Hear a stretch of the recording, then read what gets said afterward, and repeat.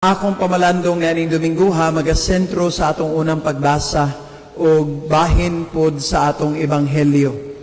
Si Propeta Amos manggod, isa ni siya sa 17 ka mga propeta niadtong panahon, diin ang mga Israelita naningkamot pagpuyo isip nasod na. Pero gahi kay sila og ulo. Nabantayan ni Amos nga nakalimot na ang Israel sa iyahang tulumanon ngadto sa kasabutan nila ni Yahweh. Nakalimot na sila pagtagad sa mga kabos nga hinigugma ni Yahweh. Nakalimot na sila sa ilang responsibilidad sa ilang isig katao.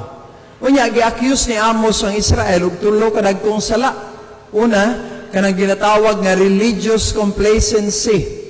Kanang gigamit lang ang relihiyon para sa kaugalingon nilang kaayuhan, no? Maghimo og relihiyon unya pangwarta, no? Na may daghang ingon ni ana. Religious complacency unya maayo lang mo halad-halad sa altar pero wala nagatabang sa kabos ug nanginahanglan. Religious complacency na. Kanang maayo ta nga mo anhig simbahan og Domingo, mutambong tagmisaw niya inigawas nato ngilad tag kinaiya, religious complacency na. Sala na sa mata ni Yahweh. Silutan ni Yahweh ang nagabuhat og ingon ni ana. Kanang mo tambong ka og misa, niya inighuman sa misa, iguli sa inyo ha, mohapit ka sa imong silingan, manglibak sa inyong silingan, religious complacency na. Masuko ang Diyos ni ana. Ang ikaduha nga sala, dishonesty in business. Dili matinud-anon sa negosyo panginabuhian. Tikasan ang ilang mga timbangan.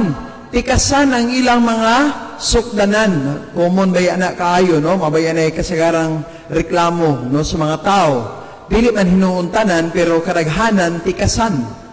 Mao nang suko ang propeta, kay matud pa niya, ang inyong gitikasan, dili man ang inyong kaugalingon. Ang inyong gitikasan, ang kabus man. Suko ang propeta. Kay ngano, sayod man ang propeta nga basta gani binuangan ang kabos, masuko gayud ang Dios. Ikatulo, nga sala nianing mga Israelita kanang ginatawag nga injustice in the deliverance of governance and kanabitawng sa mga hukom, mga korte.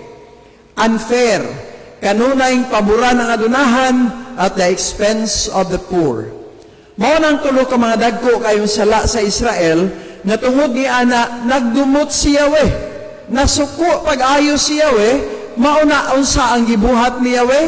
Gialaw ni Yahweh nga i-invade, no, sa mga Assyrians o mga Babylonians ang Israel para silutan, para mabag-o, para ma-realize nila nga ang salapi dili mao'y labing importante, nga ang bahandi dili mao'y makaluwas nila, kundili ang ilang pagkamatinud-anon sa Dios.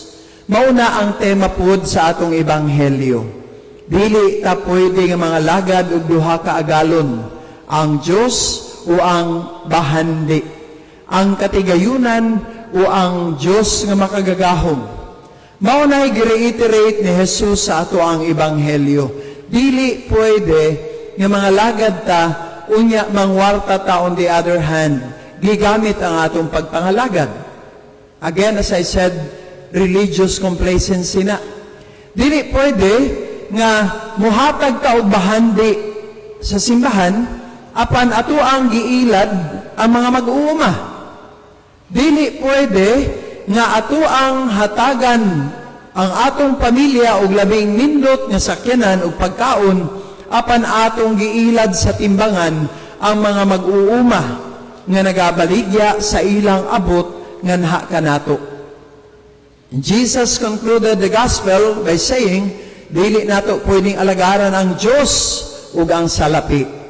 Kinahanglan mo pili lamang kita.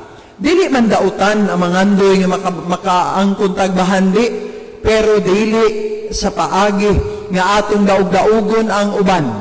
Dili sa paagi nga makalimtan nato ang hustisya ug kaayo.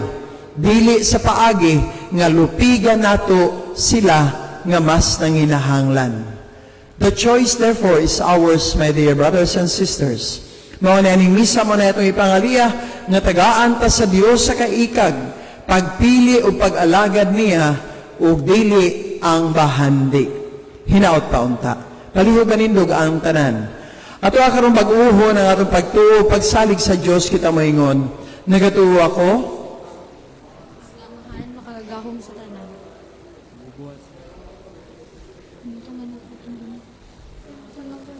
Espiritu Santo.